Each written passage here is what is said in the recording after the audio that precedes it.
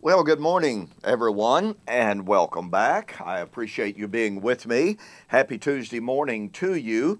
I tell you what, folks, can't tell you anything about it just exactly yet, but Lord willing, everything works out. This is going to be an incredibly exciting day. Um, it's just fantastic. Okay, well, got to get into it. Welcome back. My name is Don K. Preston. I am the president of Preterist Research Institute of Ardmore, Oklahoma, and this is what I call my morning musings. We are looking at and investigating the eschatology of the parables of Jesus. In the last couple of sessions, I've shared with you the Old Covenant background of the promise of the remarriage. God was married to Israel. The nation divided. The 10 northern tribes became unfaithful. She committed spiritual adultery. God divorced her. In Hosea chapter 2, 1 and 2, "You are not my wife, I am not your husband. Write her a bill of divorcement," the Lord says. Well, in Jeremiah chapter 3, the Lord said that even though, even though Judah was worse than Israel, he couldn't divorce her yet. Even though she saw that Israel was divorced, she kept on sinning. But you see, Yahweh had given the promise of the coming of Messiah through Judah. And therefore, he had to wait until the coming of the chosen seed, the Messiah. But he promised in Hosea chapter 6, 7 and following, that the time was coming in which Judah would be divorced just like the 10 northern tribes. And yet through all of that, God promised that in the last days, he would betroth Israel to himself again, the whole house of Israel. He promised to make a new covenant. Jeremiah 31, 29 to 31. Look, folks, if we fail to see Torah, the law of Moses given at Sinai, if we fail to see that as a marriage covenant between God and Israel, we miss part of the whole point. All right? So when God in Jeremiah 31 promised that he was going to make a new covenant with the whole house of Israel, that meant the old covenant was going to pass away, and it meant, guess what? Both houses of Israel had to be reformed into a new people, not based on the old marriage covenant. Now, this morning, what I want you to see is how Jesus' parable of the wedding in Matthew chapter 22 proves beyond a shadow of a doubt that the Olivet Discourse is a united discourse about the fall of Jerusalem in AD 70. Look, nothing is more central to understanding Jesus' eschatology than the Olivet Discourse. Most eschatologies, both postmillennial and amillennial, divide Matthew chapter 24. They say in verses 4 to 34, Jesus talked about, talking about AD 70. The Lord's coming at the fall of Jerusalem at AD 70. Oh, but wait, we're told in verse 36 and following, Jesus supposedly starts talking about the so-called end of the world. Wait a minute. What would it mean, folks?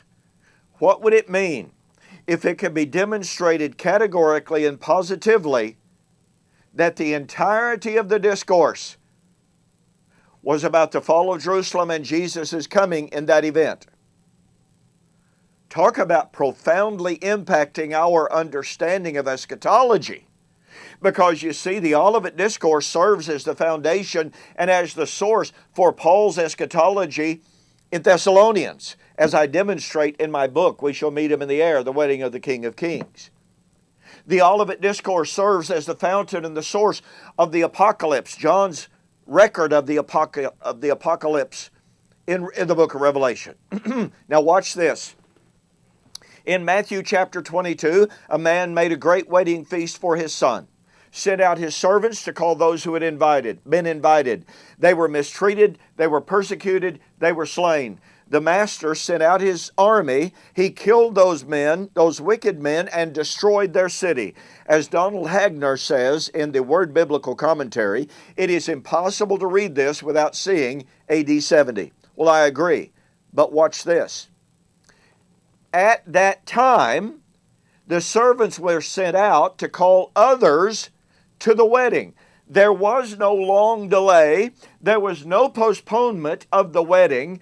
There was no, oh my goodness, I can't do the wedding at all. No. Others were invited.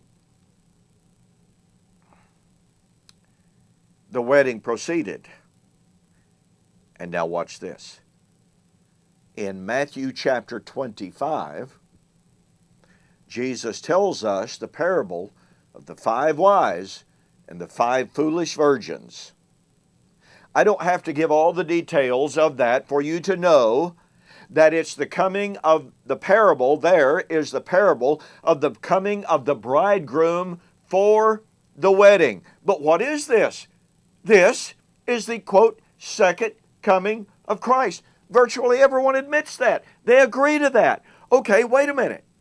The coming of Christ in Matthew chapter 25, the second coming, is the coming of Christ for the wedding. But in Matthew 22, the wedding takes place at the time of the destruction of Jerusalem in AD 70.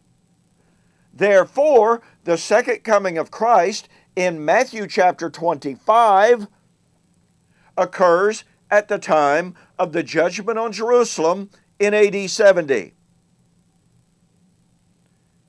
And that means that when Jesus predicted his coming on the clouds of heaven with power and great glory in, quote, this generation, unquote, Matthew 24:34, pardon me, that it applies to Matthew chapter 25.